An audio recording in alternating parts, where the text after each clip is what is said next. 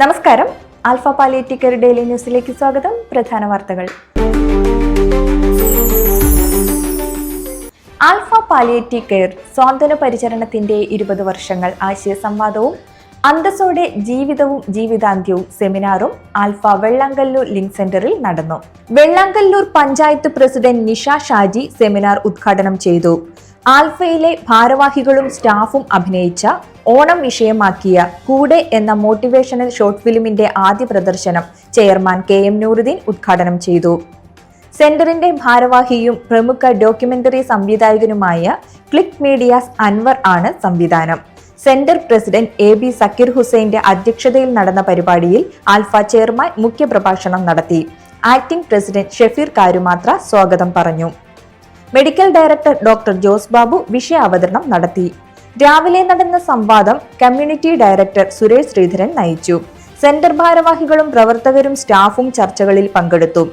Secretary Meharban Shihab, vice president professor KR Varghese, central council member TSK Azeez, PM Abdul Shakkoor, Sindhu Vinayan, physiotherapist Diya C John, Marjana Parveen തുടങ്ങിയവർ നേതൃത്വം നൽകി.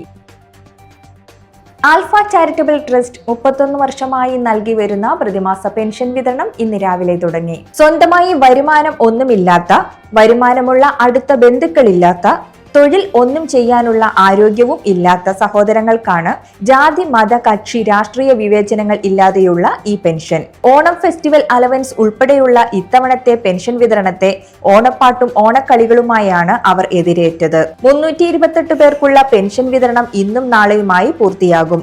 Alpha chairman KM Nooruddeen, trust office secretary Vimala Venugopal തുടങ്ങിയവർ നേതൃത്വം നൽകി. Koratty little flower convent higher secondary സ്കൂളിൽ ആരിഷ് ക്ലബ് ഉദ്ഘാടനം നടത്തി. ക്ലബ് കോർഡിനേറ്റർ വിന്നി ബാസ്റ്റ്യൻ സ്വാഗതം ആശംസിച്ചു. Alpha Chalakudy centre secretary Ushadevi palliative കെയറിനെ കുറിച്ച് സംസാരിച്ചു.